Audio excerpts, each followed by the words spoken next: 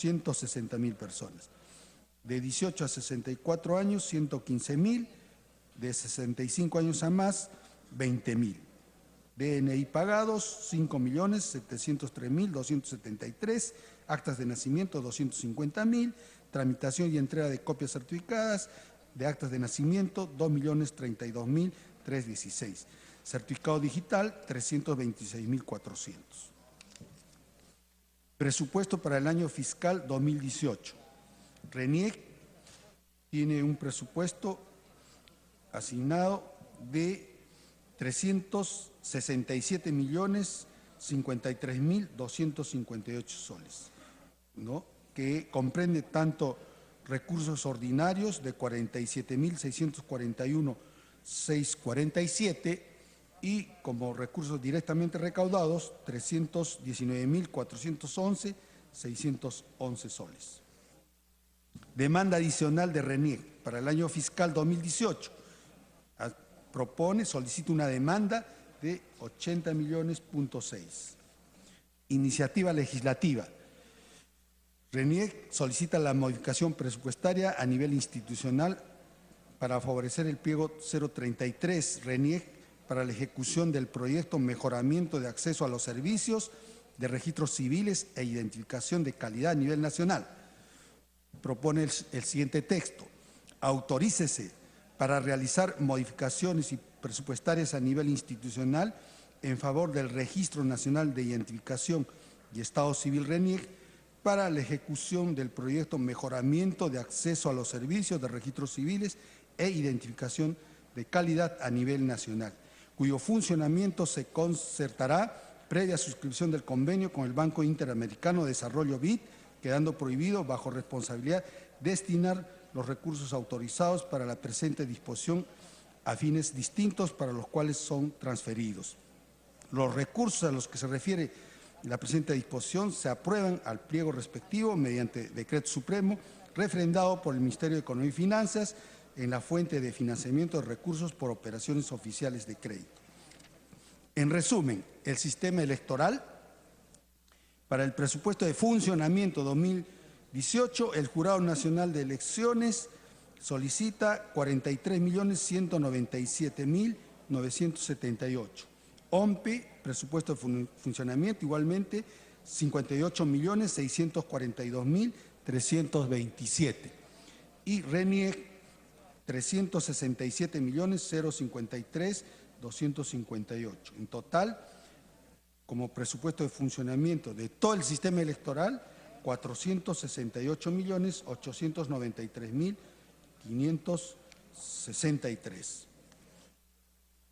Además de este presupuesto de funcionamiento, como hemos reiterado, hay demandas adicionales y lo resumimos de la siguiente manera. Jurado Nacional de Elecciones solicita 310 millones, OMPE 821.651.631, RENIEC 80.600.000 soles.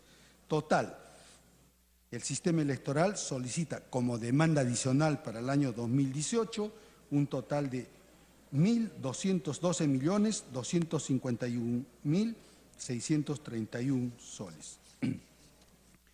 Antes de terminar la exposición del sistema electoral, queremos reiterar nuestro pedido puntual de que se garantice no solamente un presupuesto, no se trata de solicitar y garantizar un presupuesto institucional para los 3 entes electorales.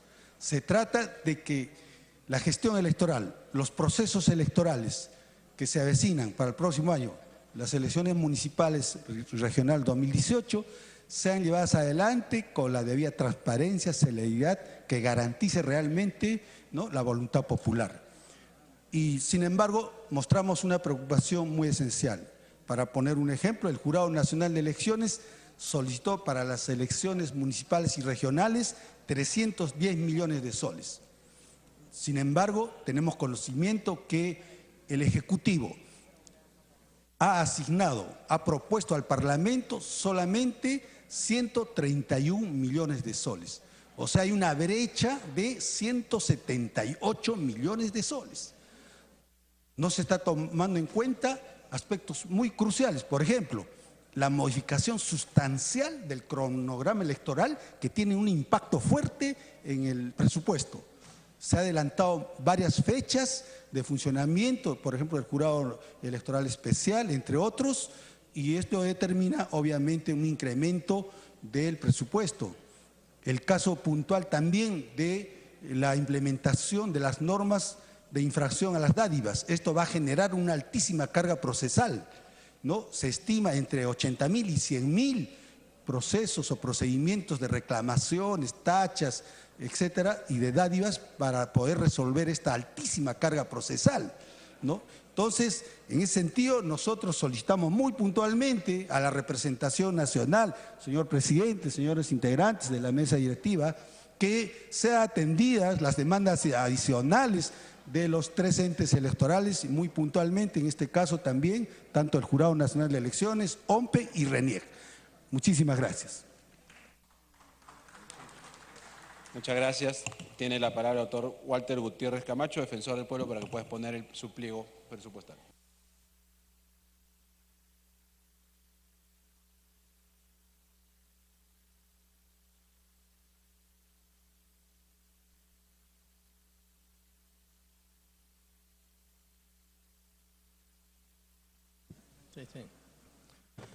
Señor presidente del Congreso, señores miembros de la mesa directiva, señores congresistas, señora presidenta del Consejo de Ministros, señoras y señores ministros, señores congresistas, de una manera muy sumaria voy a cumplir con el mandato constitucional que nos impone la tarea de sustentar el presupuesto de la Defensoría de la República.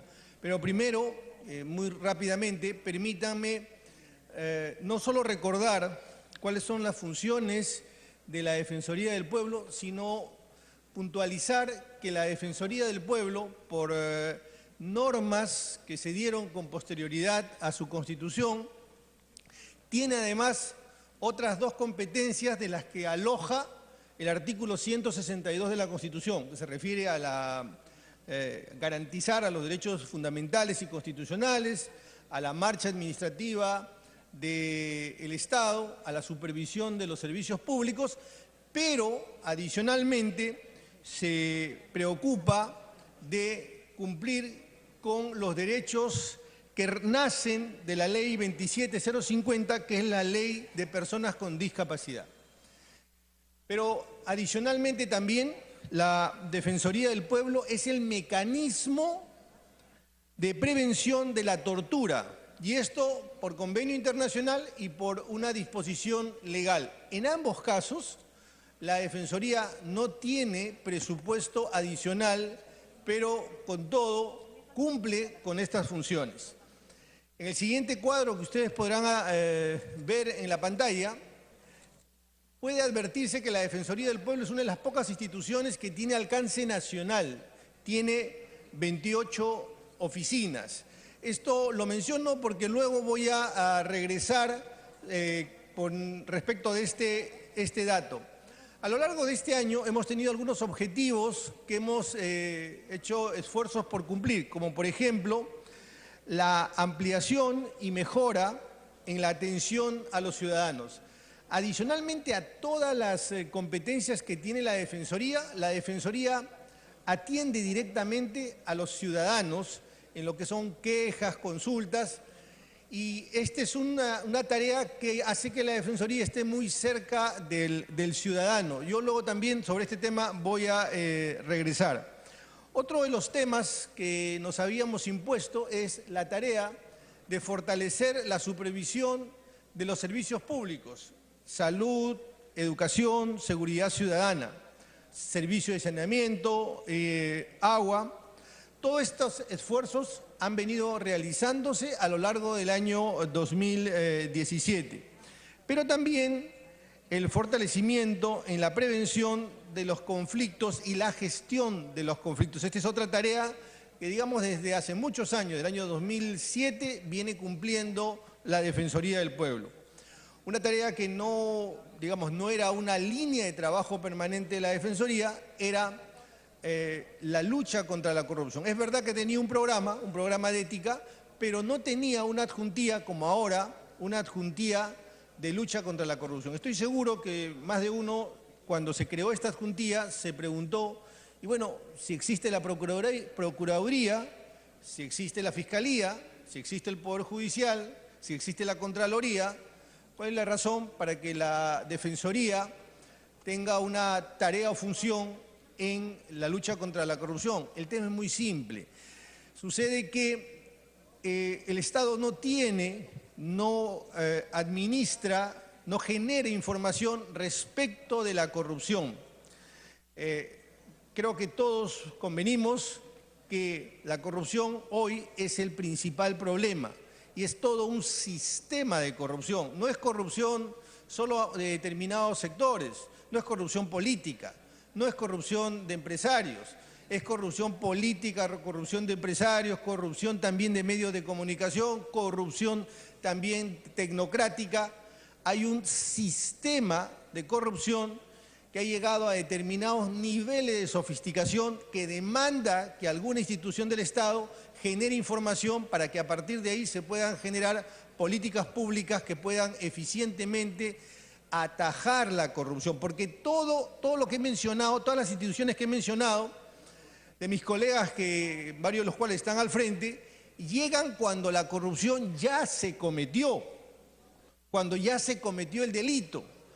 Pero es menester que el Estado detenga la corrupción a través de planes y políticas anticorrupción que estén debidamente diseñadas y debidamente financiadas. Y por eso es que la Defensoría ha parado, digamos, mientes en este punto, es decir, crear una adjuntía anticorrupción. Luego también la supervisión del Plan Nacional de la Lucha contra la Violencia contra la mujer es un tema que también nos interesa de sobremanera y aquí en esta sustentación va a haber oportunidad que lo vuelva a mencionar. El presupuesto para el año 2017 ha sido 64.339.000. A la fecha tenemos una ejecución de 84% y al cierre del ejercicio vamos a haber cumplido con el 100% de este presupuesto. Recuerdan que hace unos instantes les hablaba de la atención de casos que tiene la Defensoría. Bueno, para el año 2015 la Defensoría atendió 111.000 casos, el año 2016 130.000 y el año 2017 al cierre del ejercicio habremos atendido 155.000 quejas, petitorios y consultas con el presupuesto que acabo de señalar. Las principales acciones que hemos realizado en el año 2017, las intervenciones, evidentemente, y esto no solamente es privativo de la Defensoría, sino yo diría que prácticamente todas las instituciones del Estado han estado demandadas por este hecho, es que el fenómeno del niño demandó de la Defensoría una acción permanente y realizamos 217 acciones para que los derechos de las personas que se veían afectadas puedan materializarse. Estamos hablando de puentes humanitarios, estamos hablando de generación de información, estamos hablando de colaboración con las distintas entidades del Estado para que las personas más vulnerables, las personas que habían sido afectadas por el niño costero, puedan ser debidamente atendidas. En ese mismo contexto también la Defensoría creó lo que denominamos el mapa interactivo y un conjunto de informes periódicos sobre la gestión de riesgo. Es decir, parejamente a que la Defensoría atendía casos concretos, también realizó estas acciones a las que me estoy refiriendo, pero también generó información en la lógica que es indispensable generar información para detener este tipo de problemas, sea que se presentan porque evidentemente no pueden preverse o porque son problemas, digamos, del funcionamiento del Estado. En ese contexto, la Defensoría presentó un proyecto de ley, el 1358, que según he tenido noticia ha sido dictaminado o va a ser dictaminado favorablemente tanto por la Comisión de Descentralización como por la Comisión de Constitución. Me estoy refiriendo a la reconstrucción, pero con enfoque de derechos. El Congreso fue muy diligente y aprobó de una manera muy rápida una iniciativa que vino del Ejecutivo en el contexto del fenómeno del Niño, la reconstrucción con cambios. Y no solo se aprobó rápidamente, sino se le asignó recursos. La Defensoría propuso que se apruebe este proyecto para que se reconstruyan no solo los puentes, no solo las pistas, se reconstruya la vida de las personas. Estamos hablando de salud, estamos hablando de alimentación, estamos hablando de colegios, de eso estamos hablando. Y por eso es que de antemano ya agradezco que el Congreso haya mirado con bastante aceptación esta iniciativa y entiendo que próximamente se va a aprobar. Luego, en el año 2017, hicimos un conjunto de supervisiones, por ejemplo, en salud. Hicimos una supervisión de la implementación de las recomendaciones de una supervisión que hicimos a fines del año 2016. 90 hospitales y 393 farmacias. Tan pronto llegamos a la Defensoría a fines del año pasado, hicimos en el sector salud una supervisión y ya en el año 2017 hicimos la supervisión de la implementación de las recomendaciones. Y en esta misma línea hemos hecho una supervisión de 198 establecimientos de salud estratégicos, 2.162 instituciones prestadoras de servicio de salud. Y en educación hemos supervisado la infraestructura segura en 330 instituciones educativas a nivel primaria y la implementación de la ley contra el bullying en 411 instituciones educativas. La Defensoría también participó, no obstante que hubo alguna resistencia en algunos sectores, participó en los derechos de la persona en el mercado o en la relación con las empresas. Y aquí me estoy refiriendo a varios episodios que han habido a lo largo del año 2017, pero uno muy puntualmente, al peaje de Puente Piedra. La Defensoría señaló desde un primer momento que allí no solamente había una afectación a las personas en el mercado, sino un derecho fundamental que era el derecho a libre tránsito. Y ya en materia de gobernabilidad y prevención y gestión de los conflictos, donde ya la Defensoría tiene una larga tradición, tuvo 595 actuaciones defensoriales en los 3 niveles de gobierno y en las etapas en las que suele desarrollarse el conflicto, a nivel de prevención, mediación y seguimiento de acuerdos. La Defensoría del Pueblo, en la última encuesta de Ipsos Apoyo, ha dado un salto importante. Es la 5ª institución de aceptación ciudadana con 63%. Ha pasado del puesto 11, entiendo, al puesto 5. Esto no debido al defensor, esto debido a la institución, debido también a la colaboración de otras instituciones que coordinan con la Defensoría. Y esa es la idea, que la Defensoría pueda ser una suerte de colaborador crítico con las demás instituciones. En ese mismo esfuerzo, la Defensoría ha implementado, siempre hablando de conflictos, un nuevo sistema de monitoreo de los conflictos denominado 5. Este es un software que nos permite saber cómo están los conflictos en tiempo real y el mapa interactivo de conflictos.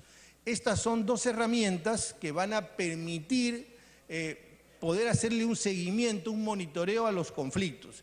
Y algo que no está ahí en la pantalla es un esfuerzo que va a hacer la Defensoría el año 2018, costear el conflicto. Es muy importante que sepamos cuánto nos cuestan los conflictos, cuánto cuál es el costo que tienen los conflictos, no es el costo directo, el costo de oportunidad y en realidad todas las variables que finalmente sumadas pueden determinar qué están costando los conflictos en el Perú. De modo que hay un nuevo impulso en esta adjuntía de conflictos también, que ha sido, como dije, una línea de trabajo tradicional en la Defensoría. Y por último, respecto a este tema, hemos presentado un informe que lo hemos llamado El valor del diálogo, que no es otra cosa que un recuento de los últimos 10 años del comportamiento de la prevención y la gestión de los conflictos en el Perú. Este documento ya se presentó, ya se hizo público, está en nuestra web. En materia de lucha contra la corrupción, la Defensoría ha hecho una supervisión de los planes anticorrupción que también hemos hecho público y hemos entregado a las instituciones. ¿En qué estado se encuentran esos planes anticorrupción? Principalmente en los distintos ministerios. Luego, la Defensoría del Pueblo ha establecido una nueva estrategia de reportes periódicos. Los reportes en la Defensoría antes eran anuales, un reporte de salud, un reporte de educación. Este año hemos hecho 5 reportes en materia de salud, 4 reportes en materia de gestión de riesgos, 2 reportes en materia de corrupción y así varios reportes en distintos servicios públicos. Hay un esfuerzo entonces por una mejora continua de la eficiencia de la gestión institucional para servir mejor al ciudadano a través de uso de tecnologías, a través de la generación de información, a través de utilización de herramientas digitales y a través de un manejo eficiente del presupuesto. El presupuesto para el año 2018, señor presidente, señores congresistas, es, digamos, el mismo presupuesto, en términos globales, el mismo presupuesto del año 2017. Prácticamente no se ha incrementado, estamos hablando de 65.145.000. ¿Y qué pretendemos hacer con ese presupuesto? Pues en primer lugar la supervisión e impulso de la política y el plan de lucha contra la corrupción, como ya mencioné, con esta mirada, también viendo cuánto cuesta, cuál es el costo de la corrupción. Permítame apenas un par de minutos sobre un tema que me parece fundamental. Por ejemplo, el decreto de urgencia 003 es un decreto que va a cumplir un año y es un decreto que tenía como propósito evitar que se rompa la cadena de pagos, evitar que las instituciones, las empresas puedan seguir funcionando. Pero ¿cuál es el requisito número 1 para que funcione el 003? El requisito número 1 era la cuantificación del daño. Porque si yo me voy a sentar a conversar la posibilidad de que haya una suerte de colaboración eficaz, yo necesito conocer cuánto es el daño, cuánto va a ir a el llamado fideicomiso, porque no puede ser una cifra mágica, porque no puede ser un monto determinado así arbitrariamente. Pero más allá de eso, quisiera mencionarles que la Defensoría ha analizado 300 expedientes de corrupción, ya terminados todos. Y en esos 300 expedientes hemos encontrado que cada vez que se cuantifique el daño, no hay una sustentación de la cuantificación del daño. Y además hay, digamos, metodologías disímiles. Es decir, en el Perú no tenemos un mecanismo, un baremo de cuantificación del daño. Yo les quiero mencionar que con los propios recursos de la Defensoría estamos haciendo un trabajo que vamos a presentar en muy breve tiempo de la cuantificación del daño en materia de corrupción. Evidentemente, esto no es que se aplica de una manera lineal o mecánica. Estamos hablando de un modelo que a partir de determinados parámetros se puede aplicar a determinados tipos de corrupción. Esta es la idea cuando digo que debe haber una institución o instituciones que contribuyan a la lucha contra la corrupción. Pero también la Defensoría del año 2018 se va a preocupar de la supervisión de la reconstrucción con enfoque de derechos. Y esto en línea con lo que veníamos conversando o planteando, hace un momento a propósito del proyecto de ley que ha presentado la Defensoría. Y un tema que me parece capital. La Defensoría del Pueblo ha planteado que este año sea el año 2018 me refiero, el año de la igualdad y la no violencia contra la mujer. Y por eso nos parece fundamental que este año podamos implementar políticas públicas que no solo sean declarativas, sino que además tengan un presupuesto que puedan hacerlas realidad. Entonces, la idea de la Defensoría es poder supervisar todos estos planes que nos parecen estupendos, pero estos planes que, digamos, nacen de determinadas leyes, pero que en la práctica muchas veces no tienen o no están acompañadas de presupuesto. Y por último, la modernización de los servicios de la Defensoría en materia de atención ciudadana. La Defensoría también tiene, por último, esta es una comunicación que hemos remitido, decía que la Defensoría también tiene una demanda que por lo menos los 5 primeros puntos están mencionados con todos aquellos temas que he hecho referencia en esta exposición, señor presidente. O tienen que ver con lucha contra la corrupción, o tienen que ver con trata, o tienen que ver con derechos de igualdad de la mujer, o tiene que ver con atajar la violencia contra la mujer. Por eso es que, señor presidente, pediría que podamos mirar con atención esta propuesta de la Defensoría a efectos de que pudieran aprobarse estas demandas. Muchas gracias. Muchas gracias al doctor Walter Gutiérrez. Habiendo concluido la sustentación de los pliegos presupuestales, quiero informarle a la representación nacional que hay un acuerdo de Junta de Portavoces para que los portavoces alcancen la nómina de los oradores de cada grupo parlamentario. Se ha acordado que va a haber un total de 8 horas de debate proporcionalmente y adicionalmente se concederá 5 minutos al uso de la palabra a cada portavoz. Y le voy a dar ahora el uso de la palabra al congresista Richard Arce. Como comenté en la mañana, cuando ingresen los dictámenes en minoría, correrán el procedimiento correspondiente. Tiene la palabra el congresista Arce para que sustente los dictámenes en minoría de la Comisión de Presupuestos presentados el día de hoy. Congresista Richard Arce.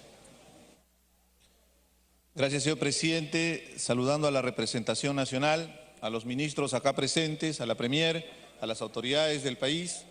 Señor presidente, si me permite, antes de hacer la exposición, voy a solicitar que se repartan los documentos de mi exposición y también voy a solicitar, por favor, que utilicemos el proyector multimedia para poder corroborar el sustento del dictamen en minoría del bloque parlamentario Nuevo Perú. Autorización para la exposición. Puede continuar, congresista. Gracias, señor presidente.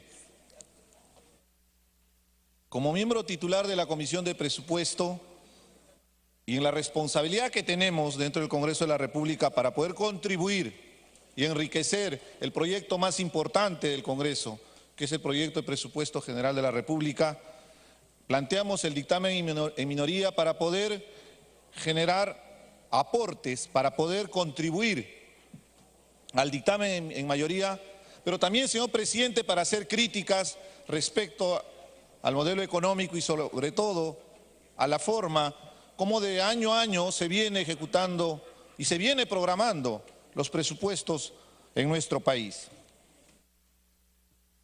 Señor presidente, el día de hoy hemos sido testigos cada uno de nosotros y con la presencia de la Premier, la señora Arauz, han presentado conjuntamente con la ministra de Economía, la señora Cooper, un escenario bastante optimista, como proyección del contexto económico que se nos viene en los próximos años.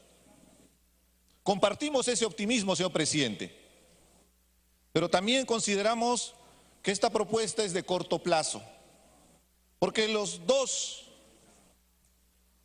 dos propuestas que reactivan nuestra economía están orientados a variables coyunturales: la reconstrucción con cambios y los Juegos Panamericanos del 2019.